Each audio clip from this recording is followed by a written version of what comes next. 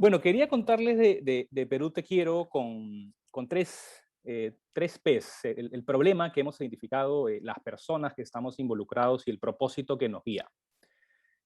Como decía, Perú Te Quiero es un movimiento ciudadano, partidos, empresas, ciudadanos de todas las partes del país. No es político, es apartidario y tiene el objetivo de articular todos los que existen en la empresa, en las organizaciones civiles, sociales, y de ciudadanos de bien que queremos contribuir al país. Pero quería comenzar por el problema que hemos identificado. Y este problema para mí se define en tres palabras. Nos hacemos la pregunta, ¿por qué el Perú está como está? ¿O por qué el Perú no ha podido avanzar a la velocidad de un bienestar para todos como todos deseamos? Y creo que la pandemia, las elecciones, el nuevo gobierno nos revelan con claridad y nos hacen pregunta por qué estamos acá o por qué no estamos en otro lugar distinto como país.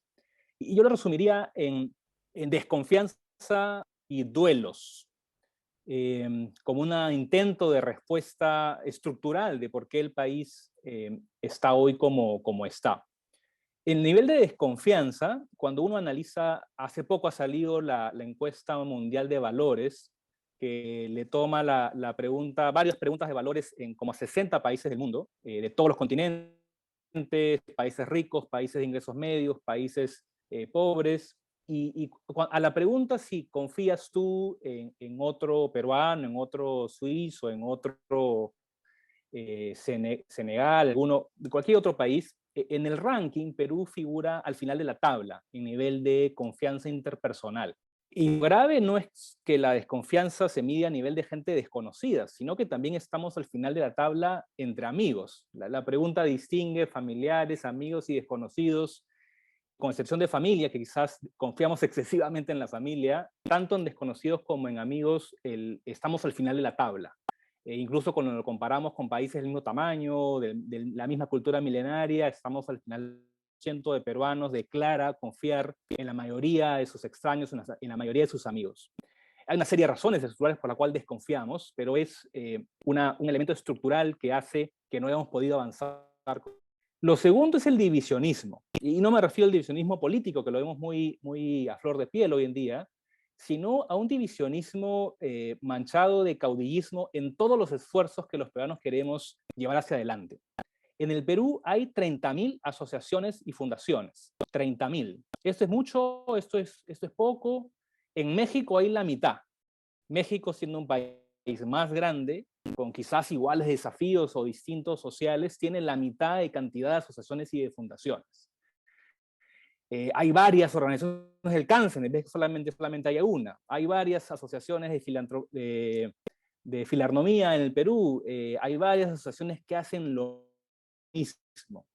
Y hay muchas asociaciones muy pequeñitas con la figura de un líder, un caudillo, y que tiene su pequeño espacio para hacer el bien. Entonces, este divisionismo que vemos hoy en la contienda electoral, política, se traduce, yo diría que a todo nivel. Todo el mundo con buena intención, o los que tenemos buena intención, queremos tener nuestro pequeño botecito, nuestro pequeño lugar de esfuerzo, y tenemos poca cultura de poder juntarnos con otros y hacer las cosas un poco más grandes. Hay poquísimos esfuerzos de trabajo más de unidad y de conjunto, y más bien hay mucho divisionismo y cada quien quiere hacer el bien. Y esto de problema, aparte de la bajísima confianza interpersonal entre peruanos y el altísimo nivel de divisionismo, es los duelos que como peruanos hemos vivido. Y no me refiero a esto por el COVID, sino a los duelos que tenemos como peruanos desde los 70. El duelo es perder algo que quieres mucho, y el trauma que implica perder algo. En los 70 fue un golpe. El golpe perdimos la propiedad, perdimos la dignidad. En los 80 fue el terrorismo. ¿Cuántas cosas perdimos por el terrorismo? En los fines de los 80, inicios de los 90 fue la economía. ¿Cuánto se perdió por la hiperinflación y por la crisis económica? En los fines de los 90, inicios de los 2000, fue una crisis de institucionalidad. Perdimos la dignidad, perdimos el amor por la democracia. Y de ahí, Felipe Ortiz de Ceballos, en una última columna en El Comercio, menciona que los últimos 20 años ha sido un periodo de modernidad frustrada. Con lo cual, no solamente ahora en el COVID hemos perdido y estamos en un proceso de duelo, sino que este duelo viene desde los 70. Y cuando una sociedad vive permanentemente en duelo, se pone en modo sobrevivencia, con lo cual lo que quiere es lo suyo, su familia, su casa, su trabajo, el tener el mínimo de dinero para poder alimentar la familia, y hay una sobreimportancia de lo económico. Yo soy economista y por ende reconozco las bondades de la economía, pero el Perú es un país donde ha sobrevalorado la economía por sobre otros valores fundamentales, y que recién quizás hoy nos hemos dado cuenta de la importancia que tiene. Y es que hemos sido por 20, 30 años muy buenos empresarios, ejecutivos, emprendedores, consumidores, pero bien malos ciudadanos. Nos hemos olvidado, hemos privatizado de alguna manera nuestro rol ciudadano en la sociedad. ¿Y qué es ser ciudadano? Ciudadano es ser un ser político. Hemos igualado la política con la política partidaria, pero en realidad la ciudadanía es un ejercicio que todo ser humano debe cumplir. De hecho, la palabra política viene de políticos, que los griegos la comenzaron a utilizar en contraposición a los idióticos. En Grecia, los idióticos eran aquellos que solo les interesaba el bien, sus intereses. Y surge los políticos, que son aquellos que buscan el bien común, que se preocupan por su barrio, por su comunidad, por su región, por su país, y surge el término político como una cualidad inherente al ser humano, que es que no solamente cuida y sobrevive lo suyo, sino que busca el bien común. Esa cualidad de ciudadanía, a partir de nuestros duelos, la hemos perdido, y claro, incluso aquellos ciudadanos activistas también están chocando entre ellos. Entonces, ese es el problema que encontramos en Perú Te Quiero, ¿no? Un altísimo nivel de desconfianza, un altísimo nivel de divisionismo, y una secuela de duelos que es perder nuestro rol humano real de ciudadanía, y que tenemos que recuperar. Entonces aparecen las personas, la segunda de cómo se inicia este movimiento. Este movimiento nace en la segunda semana de la pandemia, los últimos días de marzo del año pasado. Yo junto con fundamos una organización que se llama Mosaico. Lo que hacemos es crear experiencias de encuentro, de unidad que contribuyan a la transformación social, y podernos a pensar qué queremos, qué visión queremos lograr y qué vehículo podemos crear para eso. Tuvimos una primera llamada. En esa llamada estuvieron un Zoom como este, estuvieron Salvador Solar, estuvo Marilu Martens por CARE, estuvo Carolina Trivelli del IEP, Hugo Ñopo de GRADE, Aldo Valencia de Enseña Perú, estuvo Piero Gessi de Hacer País, y estuvo Carla Grados de CUNAM. Y en una conversación como esta que Augusto lidera, realmente como 3 conversaciones, notamos este diagnóstico, digamos, y notamos la necesidad de hacer 2 cosas, básicamente. Cambiarle la narrativa de duelos, y tratar de no hacer una nueva organización, sino tratar de articular y sumar a las que ya existen y poder trabajar mucho más de manera colectiva. Este grupo de 10 personas de repente se amplió a un grupo de 20 personas. Sacamos una campaña que quizás ustedes la han visto, que trajimos a la vida nuevamente a Grau, a Chabuca Granda y a Daniel Peredo a través de una tecnología para dar mensajes. Eso fue como a mitad del año pasado. Y de ahí empezamos una serie de acciones. Hoy el movimiento está integrado aproximadamente por unas 150 organizaciones y empresas, con un foco quizás un poco más en Lima, Arequipa, Junín y Lambayeque. Hay empresas grandes, hay empresas chicas, hay ONGs grandes, hay organizaciones pequeñas. Aproximadamente hay unos 10.000 ciudadanos que han estado, digamos, involucrados en una serie de actividades que hemos hecho. Hemos ampliado este grupo inicial de Carolina, Marilú, Salvador, etcétera, y hemos ampliado el grupo impulsor con otras 6 personas, con una deliberada intención de traer diversidad y descentralismo. Hemos invitado a una empresaria arequipeña, hemos invitado a una académica innovadora, una especialista en interculturalidad de la selva, y a un exministro recientemente saliente, especialista en agro, que del norte. Y estamos ampliando, digamos, la especie de directorio que Perú Te Quiero tiene.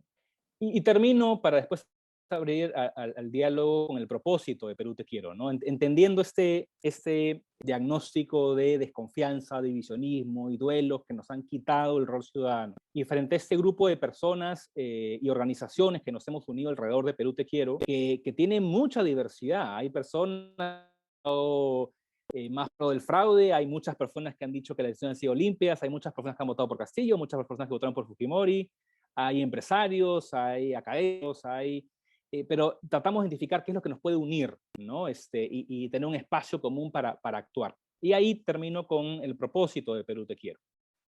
El Perú Te Quiero tenemos una teoría del cambio bastante sencilla. Es si logramos atraer, conectar y articular a todas las empresas, organizaciones y ciudadanos de bien, que independientemente de su religión, su afiliación política, sus preferencias, su género, puedan unirse en una plataforma común de acción colectiva ciudadana, podríamos quizás impulsar cambios sistémicos en el país para tener un país más solidario, más equitativo y más sostenible.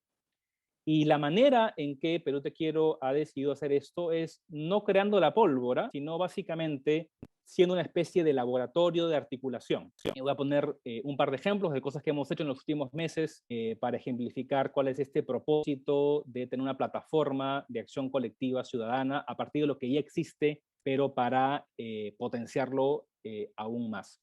Un primer ejemplo fue en las últimas elecciones. Se había identificado ya que la gente votaba en la cola, ¿no? La mayoría de gente, hay un grueso de personas que vota en la cola y que no está informada. Y hay muchas instituciones, de hecho estuvieron con Transparencia el otro día, yo también formo parte del Consejo Directivo de Transparencia, que han intentado de manera aislada, digamos, tener un voto más informado. Y lo que hizo Perú Te Quiero es juntar a las 10 organizaciones que ya lo estaban haciendo por separado, Transparencia y una serie de nuevos emprendimientos juveniles alrededor de la democracia, y los trajimos a la mesa para que hagan una campaña común, que se llamó Yo Voto. Esa campaña Yo Voto convocó a cerca de 500 ciudadanos y con la intención de tener una curaduría común de conocimiento de información y poder compartirlo, tener webinars y tener charlas y aumentar, digamos, la información que podían tener los ciudadanos para tener un mejor voto. Ha habido varias actividades como esa fuera de Perú Te Quiero, y en las últimas encuestas que he visto, ese porcentaje de he votado en la cola ha bajado como unos 10 puntos. No sabemos a qué es atribuible, pero sí pensamos que hemos aportado un grano de arena para ese desafío que nos habíamos planteado. Otro que hicimos es, ustedes saben que fuera de la economía y la salud, la educación ha sido un tema bien relegado con la pandemia, y ha habido antes en las zonas más alejadas que no han tenido internet, que casi han perdido todo el año escolar del año pasado. El Ministerio de Educación identificó cerca de unas 10.000, 15.000 estudiantes identificados, ¿no? Que tenían que matricularse, pero tenían que cumplir un mínimo de aprendizaje para que puedan pasar de año. El Ministerio no tenía la capacidad de convocar a voluntarios para poder cerrar esa brecha de la currícula de aprendizaje y convocó a Perú Te Quiero. Nosotros juntamos a cerca de 15 organizaciones, que cada uno lo podía hacer por separado, pero no tenía el alcance de poder atender a tantos estudiantes. Y Enseña Perú, Educa Crece Bien, en fin, 10, 15 organizaciones se pusieron de acuerdo, se dividieron la chamba, generaron un currículo mejor y movilizaron a 2.000 voluntarios, entrenaron y pudieron atender con llamadas telefónicas para cerrar la brecha de aprendizaje en vacaciones a estos estudiantes. De esos hay varios proyectos que básicamente lo que hacemos es especie de segundo piso donde traemos a las organizaciones para que puedan hacer algo de mayor escala. Y termino con esto para muy contento de escuchar sus comentarios y sus preguntas. Perú Te Quiero nació en medio de la pandemia. De hecho, nuestros proyectos más importantes tienen que ver con la vacunación, la salud, la pérdida del año escolar, como les he contado, el tema de las elecciones. Te Quiero, si bien nació en pandemia para atender los desafíos de la pandemia, sentimos que tiene un sentido que se quede en el país con todos los desafíos que tenemos y la necesidad de articulación, que no es uno de los valores o principios que mejor hacemos como peruanos. Hemos reforzado el Consejo Estratégico, reforzado el equipo, y nuestra intención ahora es llegar al menos a 400 organizaciones a nivel nacional, llegar a 1 millón de peruanos con nuestras intervenciones articuladas, y estamos ahorita justamente empezando un proceso para identificar las misiones imposibles. ¿Cuáles son esos desafíos que tenemos como país que se requiere aumentar la confianza, aumentar la articulación, aumentar la ciudadanía, y poder identificar esos temas para poder convocar a todos los actores y poder tener un trabajo mucho más potente? En ese espacio, y con esto cierro, sentimos que reformular o retomar el rol ciudadano que pueden cumplir todos los peruanos parece ser una imposibles que nos podemos plantear. Porque, digamos, la ciudadanía no solamente se ejerce tu voto cada 5 años, o de repente ir a una u otra marcha de uno u otro, sino tener un rol permanente, así como un rol de padre, de madre, de pareja, de empresario, de ejecutivo. Deberíamos tener en nuestras cuentas de Twitter o LinkedIn una labor ciudadana permanente, poniendo al servicio nuestros talentos, pero sobre todo también articulando con lo que ya existe, que en el Perú existe mucho. Lo que se necesita es escalarlo, repotenciarlo, profesionalizarlo, y ayudar a que las cosas que en el Perú funcionen relativamente bien puedan funcionar mejor. No es inventar la pólvora, sino sumarnos a lo que ya existe y poder multiplicar el impacto que tanto necesitamos. Eso es Perú Te Quiero. El quiero de voluntad, ¿no? De querer con voluntad ser ciudadano, pero también de amar, ¿no? De este amor desprendido por nuestro país en momentos donde no solamente están los duelos de los 70, 80, 90, 2000, sino el duelo del COVID y esta crisis política que nos va a dejar una herencia no tan agradable, pero donde más es necesario esos espacios de encuentro, donde dejemos de lado ciertas diferencias para poder trabajar por los tantos desafíos que nuestro país todavía tiene.